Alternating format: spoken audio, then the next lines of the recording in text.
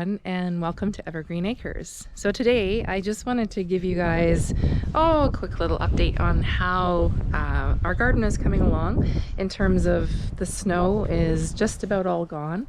Now what we're waiting for is some of this water to disappear so that we can start working on our fence. And yeah, we've got some ground spikes to put in and everything, so I'm just waiting for most of this moisture to disappear. And I'm hoping that because of the temperatures that we've had over the last few days, we've had temperatures about 14-15 degrees Celsius over the last week, and things are starting to dry up, and we are even starting to see some grass, as you can probably see, which is kind of exciting because everything has been white for the last, oh goodness, nearly 6 months. So I'm also going to take you over and show you our building materials that have arrived. We are over here by where we've got our building materials, and my goodness, is it ever bright out this morning. We had our truck arrive yesterday afternoon, as we just have an SUV, so not all of this stuff would fit in our vehicle. But we have I'll show you, we have a new gate that we are going to be putting up across our driveway, which will help keep well, it'll help keep our dogs in a little bit, and it will also help keep the goats from wandering up the driveway.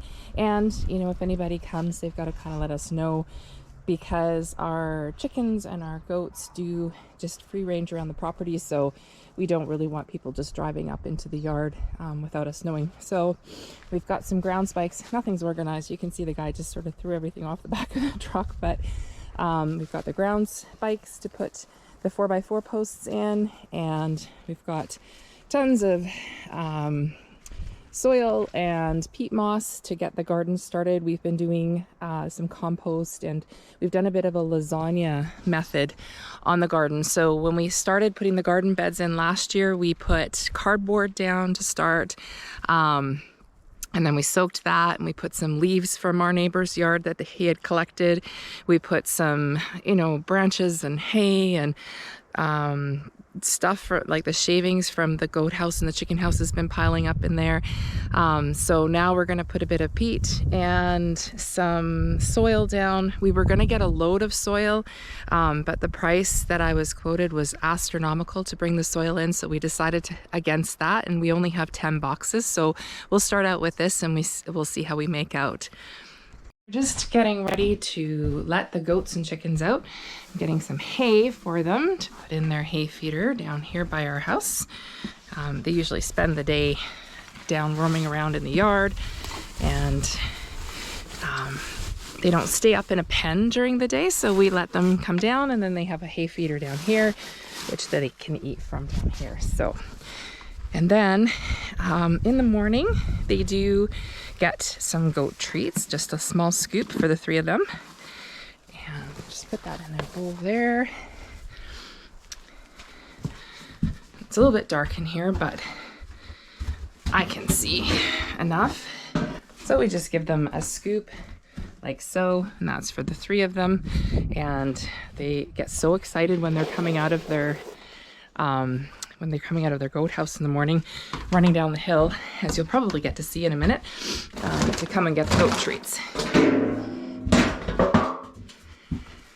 And so let's make our way up to let them out.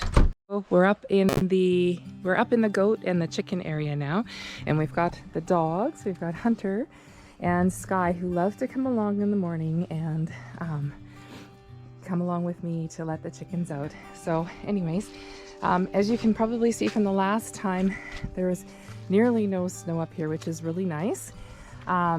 We had a bit of a tarp here that we had made. My daughter and I had made a bit of an area, like a covered area at the beginning of the winter when the snow first came, so that the chickens could still come outside. They were really not wanting to come outside when the snow came, so we did that. Then eventually the snow load became too much for that, and it ended up buried for about 5 or 6 months. So it's finally coming out of the snow now, so we'll be able to clean that up. And, well, good morning, chickens. Good morning, everybody. Yeah, good morning. Come on out. Oh, there's our cat, Luna. She likes to come up and visit them in the morning, too. So I'll just go inside and open their door so that they can come in and out. And there we go.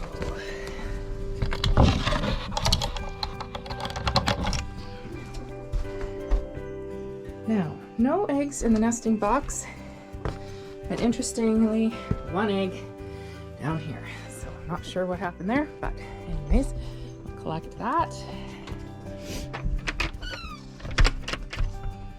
And I don't know if you guys can hear, the goats are going crazy. We have one goat, Ozzy, who I call him Machine Gun Ozzy because in the morning he sounds like a machine gun going off, trying to let me know that he wants out. Let's see if he's, oh, can you hear that? Anyways, I gotta set this egg down. I'll end up cracking it, and I don't know if you have chickens and if you've tried collecting eggs and inadvertently squish them in your coats or your coat or your jacket, and it's not very pleasant. Right, good morning, goats.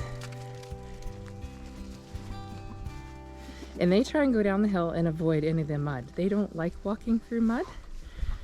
So they're all excited. They know that their treats are down there. So that's why they're racing down to the bottom of the hill.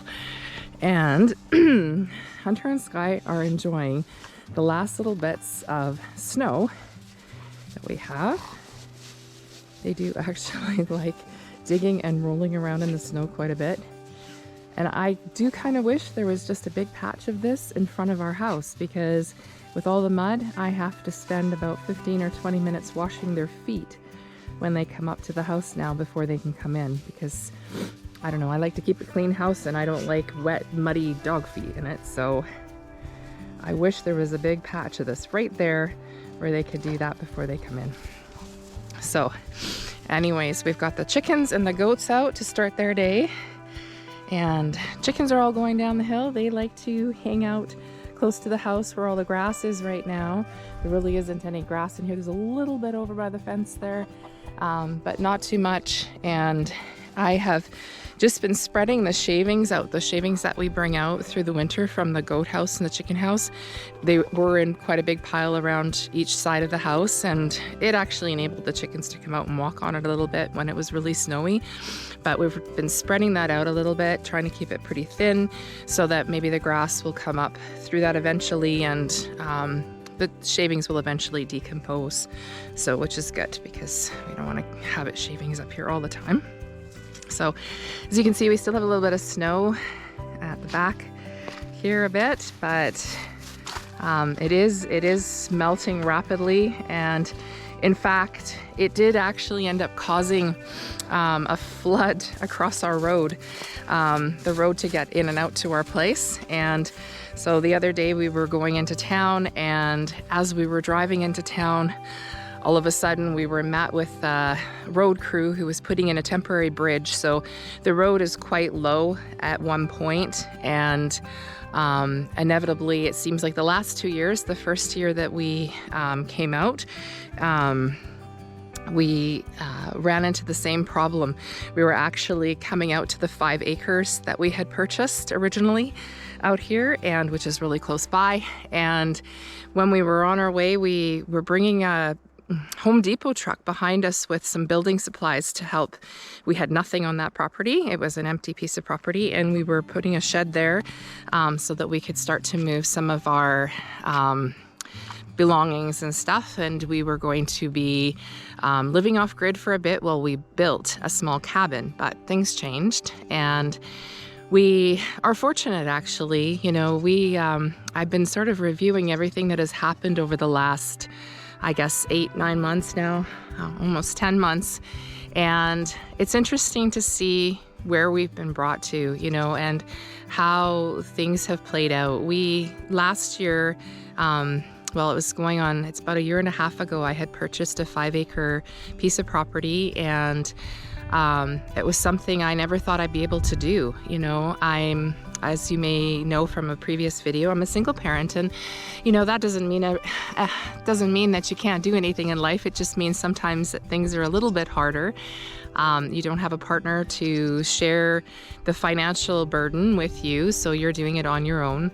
And I'm self-employed. I have been for 7 years, and I have been doing really well with my business, but you also have an extra hurdle to try and get over when you're self-employed and trying to prove income to the bank and all of that in order to get a mortgage.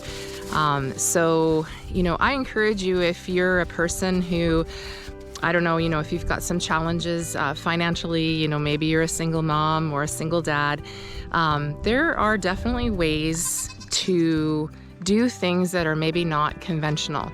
And all it takes is asking the right questions and not being afraid to dig into things a little deeper. So, when I wanted to buy some property so that my daughter and I could have our own place and not have to be renting, I started looking around, and I looked up and down every avenue on the internet, and where could we find something that we could afford, something that I could do. And I ended up finding a 5-acre piece of land where the owner was actually selling off 5-acre lots, and he was willing to finance the purchase of the lots. And the amount that we would be paying for the lot every month would be way, way less than what we were paying for rent. And so, we were in a transition period working to move towards that 5-acre property. And we were I was saving to build a cabin on that property. And the cost of having the property and building the cabin and doing all of that would have been a lot less than what we were spending for rent every month. And so, as it turns out, while we were preparing to build the cabin, we had a trailer that we purchased, and it was like a motorhome type trailer thing, and we were going to be staying in that for a couple of months over the summer. So it wasn't so bad, because the thing is, over the summer, it's nice, it's warm, it's great. You're spending 95% of your time outside. So, to do something like that for a couple of months over the summer while we were waiting for a build to complete wasn't going to be too terrible. But as it turns out, we had a neighbor that actually was coming over and helping us with a few things, and he had mentioned to me about a place that wasn't far from there, where the lady was maybe open to renting it out and possibly selling it down the road. So we initially moved here on a rental basis. That was, like I said, about 8-9 months ago. And we didn't stay on our 5-acre property for very long. I think we were there for about 3 weeks in total. And this opportunity came up. And so I talked with the lady, and she had said she was more than happy to rent it out to us, because it was empty, and it had been empty for quite a while. So then it offered us a place that, was obviously already established. A home was there, there was property, all the services were in, there was a well, and hydros already in place and everything else. So, I really took a look at that opportunity, and I said, yeah, I think that's something that it would work. So in the midst of us moving here and renting, I ended up speaking to the owner of the property, and she was interested in selling the property. And so her and I got into some conversations about perhaps maybe purchasing the property from her, and her holding the mortgage for us. And she has been amazing. She has agreed to do that for us, and because she's in a position that she can. And so we're doing everything the same as if we would do through a bank. And we are, we have an amortization period and a loan term and an agreed interest rate on it. And we are having everything done up legally. And this will officially be our house. And our home and our property. So I'm very excited, and I guess I'm a little bit proud of myself too, and I feel extremely blessed because I honestly never thought that I would be in this position. I never thought that I would be able to be a homeowner, being self-employed, being a single parent, and all the little things that work against you or seemingly work against you. But the point is that you need to you need to ask the questions, and you need to push the envelope a little bit. Sometimes when things don't seem like they're going to work in your favor, or there's no way that that could possibly turn out, they can. And so now, you know, we've got this place. This will be, when I'm long gone, this will be my daughter's. And, you know, she has basically a legacy. She has something that she can build upon. And goodness, if she wants to build a different house here or whatever she wants to do, there's certainly enough space. And there are not very many restrictions here in terms of building and that kind of thing. So that's really great.